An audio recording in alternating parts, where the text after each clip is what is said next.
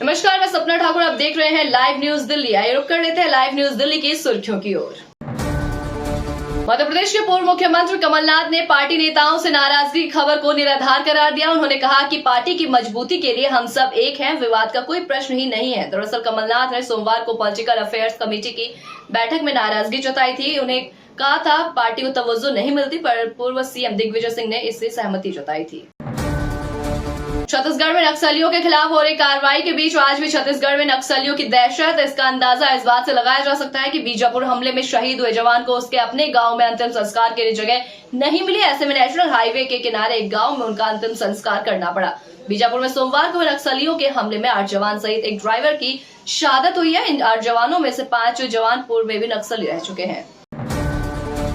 सरकारी तेल कंपनियों के अनुसार यूपी के गौतम बुद्ध नगर जिले में पेट्रोल 10 पैसे सस्ता होकर 94.77 रुपए लीटर बिक रहा। डीजल भी 12 पैसे गिरा और 87.89 रुपए लीटर। यूपी की राजधानी लखनऊ में पेट्रोल 12 पैसे महंगा होकर तो वहीं 14 पैसे डीजल महंगा होकर बिक रहा है। नंदग्राम थाना क्षेत्र निवासी महिला और उनके पति के अंतर फोटो और वीडियो सोशल मीडिया पर वायरल होने की धमकी देकर ब्लैकमेल करने वाले आरोपी पुलिस ने गिरफ्तार किया। आरोपी आईसीआईसीआई बैंक में काम करता है। महिला को आरोपी ने अक्टूबर 2023 में ब्लैकमेल करना शुरू किया था। दिल्ली में 70 विधानसभा सीटों के लिए चुनाव आयोग ने मंगलवार को चुनाव की तारीखों का ऐलान किया है। दिल्ली में 5 फरवरी को एक चरण में चुनाव होना है और 8 फरवरी को नतीजों का होगी घोषणा। मुख्य चुनाव आयुक्त राजीव कुमार का कहना है कि केंद्रीय बजट 1 फरवरी को आएगा और दिल्ली में 5 फरवरी को मतदान होगा। चैंपियंस ट्रॉफी की मेजबानी इस बार पाकिस्तान के हाथों में। टूर्नामेंट में कुल 8 टीमें हिस्सा लेंगी। चैंपियन ट्रॉफी का पहला मुकाबला 19 फरवरी को खेला जाएगा। इंग्लैंड की टीम भी चैंपियन ट्रॉफी खेलने के लिए तैयार नजर आ रही है। टूर्नामेंट शुरू होने से पहले इंग्लैंड में एक नया बवाल खड़ा हो गया है। 160 ब्रिटिश राजनेताओं ने एक समूह में अफगानिस्तान के खिलाफ खेलने का बहिष्कार करने की मांग इंग्लैंड क्रिकेट बोर्ड से कर डाली है। भारतीय अंतरिक्ष अनुसंधान संगठन यानी इसरो ने एक और कमाल कर दिखाया। इस बार स्पेस में पौधा उगाकर दिखा दिया है। खास प्रयोग के तहत महज 4 दिन में अंतरिक्ष में पौधा उगाने का कारनामा किया। इसरो ने इस ऐतिहासिक कदम से स्पेस में सफलता का नया अध्याय जोड़ा है। देश के मुख्य न्यायाधीश सीजेआई संजीव खन्ना और सुप्रीम कोर्ट के 25 न्यायाधीश 22 जनवरी को आंध्र प्रदेश के अराकू घाटी का करेंगे दौरा। ये यात्रा क्षेत्र की संस्कृति, विरासत और प्राकृतिक सुंदरता को उजागर करने वाला एक विशेष कार्यक्रम का हिस्सा। अपने प्राकृतिक परिदृश्य और जनजातीय संस्कृति के लिए जाना जाने वाला अराकू इस हाई प्रोफाइल न्यायिक प्रतिनिधि मंडल की मेजबानी करेगा। आप सांसद संजय सिंह ने कहा बीजेपी का दुष्प्रचार उजागर हो गया है। बीजेपी झूठा पार्टी है, ये साबित हो गया। बीजेपी वाले चिल्ला चिल्ला कर कहते थे कि मुख्यमंत्री आवास में सोने का टॉयलेट है, मिनी बार है, स्विमिंग पूल है। मंत्री सौरभ भारद्वाज को लेकर आए, यहाँ देखा सिर्फ 2 लोगों के लिए वाटर कैनन लगा रखा है। उन्होंने आगे कहा हम क्या आतंकवादी हैं? बीजेपी झूठ बोल रही है। सीएम हाउस के बाहर रोके गए आप नेता संजय सिंह ने दिल्ली पुलिस से पूछा कि किस नियम के तहत उन्हें अंदर नहीं जाने दिया जा रहा है। सौरभ भारद्वाज ने कहा मैं दिल्ली का शहरी विकास मंत्री हूं, कैसे मुझे रोक सकते हो? तो वहीं संजय सिंह ने पूछा किस नियम से हमें रोका जा रहा है। संजय सिंह वहां धरने पर बैठ गए। दिल्ली के सीएम हाउस के बाहर कड़ी सुरक्षा के बीच आपके नेता पहुंच गए। संजय सिंह दिल्ली पुलिस से गुजारिश कर रहे हैं कि उन्हें वहां लगे बैरिकेडिंग को खोल दिया जाए। संजय सिंह को हाउस के अंदर जाने से रोका जा रहा है। दिल्ली में 1984 सिख दंगों से जुड़े सरस्वती विहार में सिखों की हत्या के मामले में राजौरी कोर्ट ने सज्जन कुमार के खिलाफ फैसला आज टाल दिया। कोर्ट अब इस मामले में 21 जनवरी को फैसला सुनाएगी। 1 नवंबर 1984 को सरस्वती विहार में जसवंत सिंह और उनके बेटे की हत्या कर दी गई थी। दिल्ली में एक राष्ट्रीय एक चुनाव पर संयुक्त संसदीय समिति के अध्यक्ष पीपी चौधरी ने कहा हमारा प्रयास रहेगा कि सबकी राय लें, उसके बाद बिल का खुले दिमाग से समीक्षा करेंगे। आज पहला दिन है, आज सिर्फ ब्रीफिंग होगी और आगे कैसे बढ़ना है इस पर सभी मिलकर फैसला लेंगे। कांग्रेस सांसद प्रियंका गांधी वाड्रा अपने आवास से निकल गई। वो दिल्ली में आज एक राष्ट्रीय चुनाव पर गठित जेपीसी की पहली बैठक में शामिल होंगी। राष्ट्रीय राजधानी दिल्ली में विधानसभा चुनाव के लिए आदर्श आचार संहिता लागू होने के कारण दिल्ली से पोस्टर और होर्डिंग हटाए जा रहे हैं। दिल्ली में 5 फरवरी को वोटिंग होगी और 8 तारीख को काउंटिंग होगी।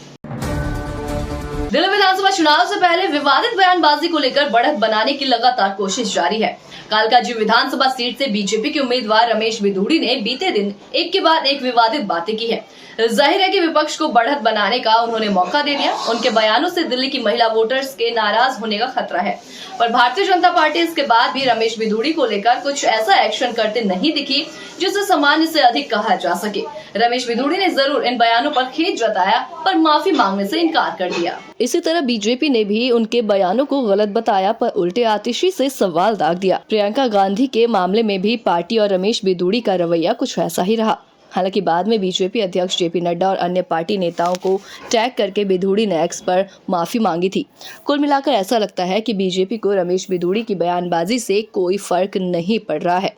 तो आइए देखते हैं कि वास्तव में भारतीय जनता पार्टी क्यों ऐसा कर रही है। कालकाजी विधानसभा सीट से बीजेपी के उम्मीदवार रमेश बिधूड़ी ने इस सप्ताह एक के बाद एक विवादित बातें कही हैं, पर वो उसे विवादित नहीं मानते हैं। उनके ऊपर आरोप है कि कांग्रेस महासचिव और सांसद प्रियंका गांधी को लेकर भी उन्होंने अपमानजनक बातें कही।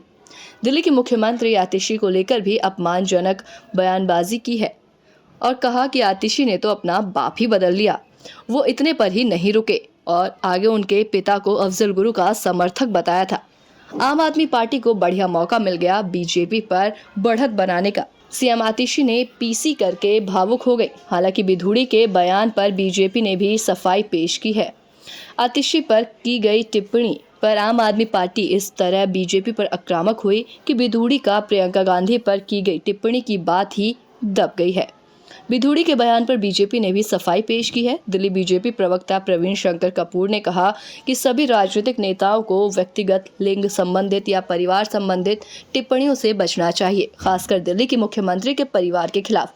उन्होंने कहा कि पूर्व सांसद रमेश बिधूड़ी से माफी मांगने की बात करते समय आतिशी मारलेना को खुद पर इस मुद्दे पर विचार करना चाहिए। एक व्यक्ति या बुजुर्ग के रूप में हम सभी आतिशी मारलेना के पिता का सम्मान करते हैं, लेकिन मारलेना एक मुख्यमंत्री हैं, इसलिए दिल्ली के लोग चाहते हैं कि वो एक बार सबके सामने आकर अपने पिता द्वारा अफजल गुरु के समर्थन की निंदा करे या उनके इस कृत्य को सही ठहराए। जाहिर है कि पार्टी ने रमेश बिधूड़ी के कृत्य के लिए उनकी तरफ से माफी नहीं मांगी है और न ही बिधूड़ी से माफी मांगने के लिए कह रही है। उल्टे भारतीय जनता पार्टी आतिशी से सवाल ही दाग रही है।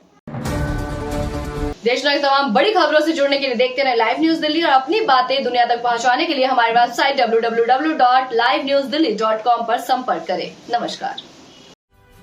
अभी सब्सक्राइब करें हमारे चैनल लाइव न्यूज दिल्ली को और साथ में बेल आइकन दबाना ना भूलें।